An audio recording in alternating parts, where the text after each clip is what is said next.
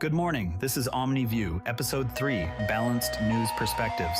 Today is February 27th, 2026. Pakistan bombs Kabul, declares open war on Afghanistan amid escalating border clashes.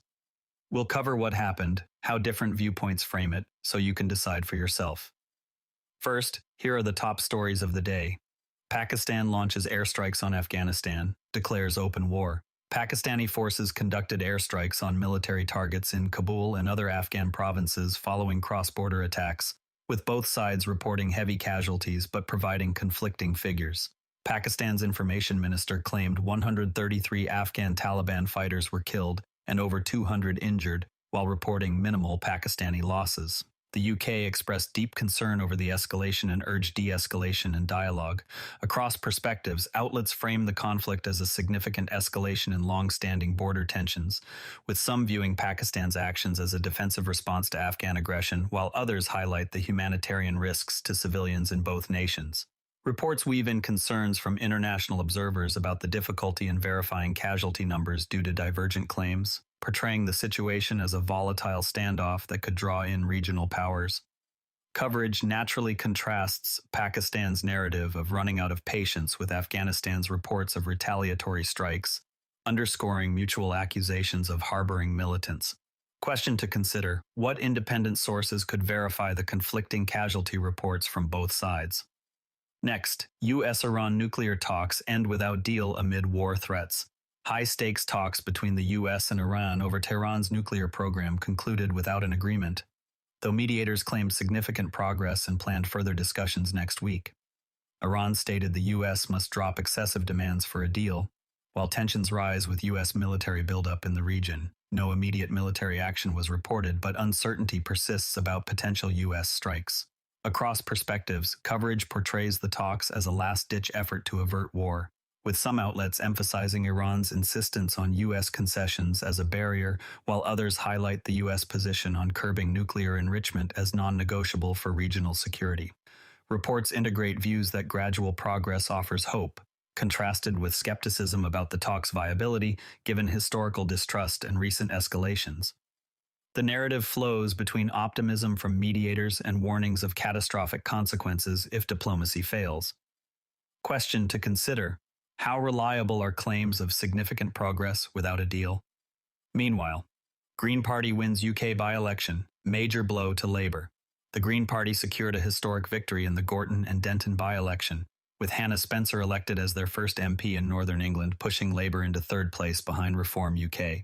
Labour's vote share dropped 25.3% from 2024 amid criticism of Prime Minister Keir Starmer's leadership. Observers raised concerns about illegal family voting at polling stations.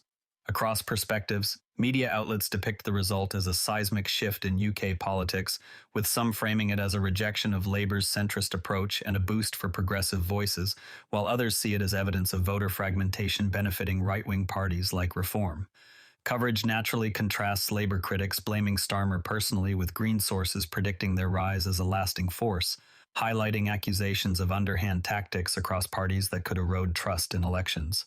Question to consider: how might this result influence Labour's strategy ahead of future elections? Also in the mix today, Bill Clinton to testify in Epstein probe after Hillary's appearance. Former President Bill Clinton is scheduled to testify before a House committee investigating his links to Jeffrey Epstein, following Hillary Clinton's testimony where she denied ever meeting Epstein and called the proceedings partisan theater. The deposition comes amid scrutiny of Epstein's files revealing connections to prominent figures. No new charges were mentioned in reports. Across perspectives, reports present the probe as a bipartisan effort to uncover Epstein's network, with some framing it as essential accountability for powerful individuals, while others view it as politically motivated theater exploiting past associations. Coverage interweaves Hillary Clinton's dismissal of the inquiry as an insult to Americans, with expectations that Bill Clinton's session could be more extensive, reflecting ongoing debates about transparency versus partisan exploitation in such investigations. Question to consider: how might political motivations affect the credibility of the investigation? Here's another one to watch. Paramount wins Warner Bros. Takeover after Netflix drops bid. Netflix withdrew its $83 billion bid for Warner Bros. Discovery, paving the way for Paramount Skydance's acquisition, which still requires shareholder and regulatory approval. Staff at CBS News and CNN expressed anxiety over potential mergers and job cuts. Some CNN employees worry about ideological changes under new ownership.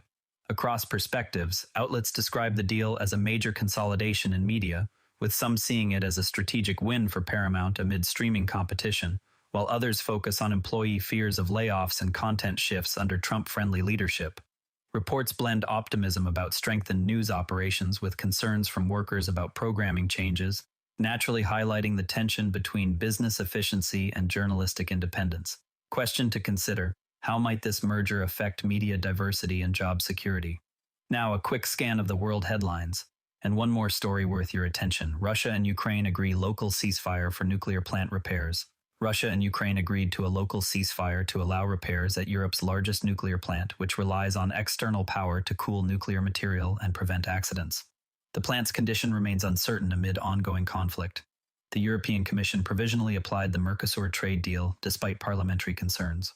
Across perspectives, coverage frames the ceasefire as a rare cooperative step in the prolonged war, with some outlets emphasizing the risks of nuclear catastrophe if repairs fail, while others note broader geopolitical tensions including EU trade moves.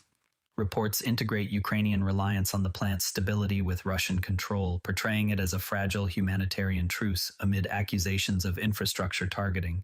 Question to consider: how verifiable is the ceasefire's implementation?